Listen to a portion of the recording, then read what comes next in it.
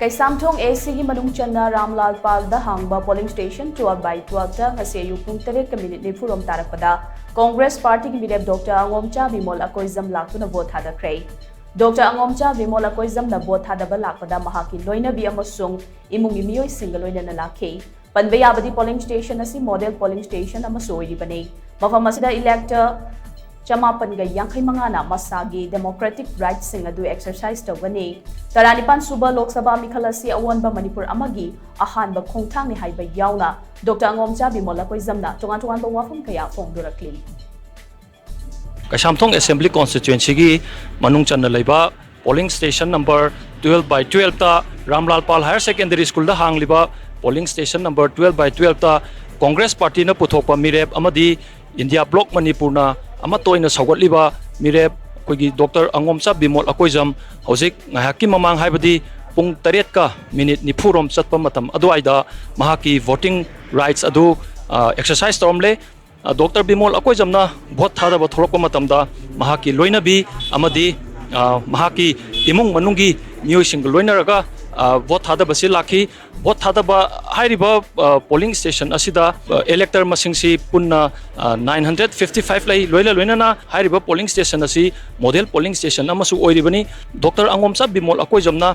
vote thadaba thoglaba matungda pangmi singkang hayak unakhi unabaduda mahakna phongdoklamliba wafam asi handak pangthok liba 35 suba Lok Sabha Mikhal asi awonba Manipur amagi damakta koigi ahanba khong thangjanba hobani haiba wafam phongthol amki hiram masigi matangda Dr. Angomcha Bimol Akoijam na pangmi singda thamlamba wafam adu mayam punna taminasi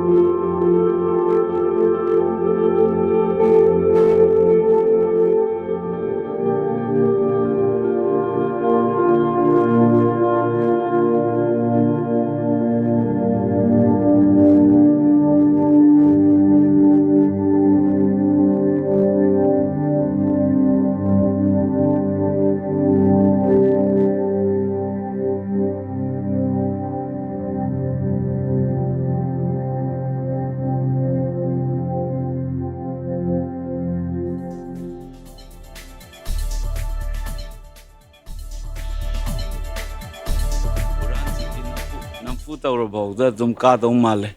kaino da miyam gi ihulama fasana laiba male aigina taba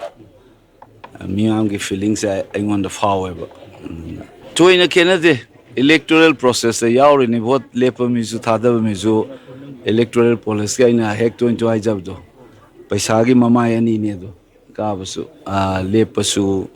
thada misu koi club yaumin nari ni dana aino hojik thada mi duna aino hojik changisina vote le point thada nateba vote thada ba miyo thada mane amaya ma ye ngonda oida pada to machin thiba kangkhong chali mayam si miyam na answer kamai pirake duna yam yengi santi oina ko tangdu leitana mana pambado magi vote thada bagi hak haik tar ko my right to fazan exercise to honbado disruptor already me do gi right to vote to adugi ma adu hak to mat pa chap man ba ningtin ngai thada andra de ko aina ishoda itara de gi lamdam sibugo ba kanglana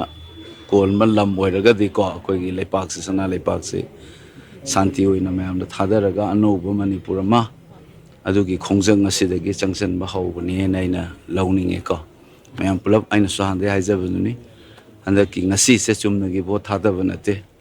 anoba Manipur magi awon ba ma purakna bi ahan ba khongthang ni haitare khenai handakti people sing say no jai ji ma'am uzi noina gumma pressure uzi lakado already loina thopiu Delhi ki election en ko jek thok tab dong tawi ko khara khandana yari gai tha thok tha da bam changi kaino da akhoi miyam gi pukning wakhalon che chahi mangai mung da mukta ne khoi phanga ba leingak po sing da khoi na control to mung ba khoi na pakhum pi ba ngam ba numit to asi khakta ne ba na te chahi manga di moi makuta na man lei doi ni dana aduna laipak sigi leingak to aduna no mata boy jasno na khale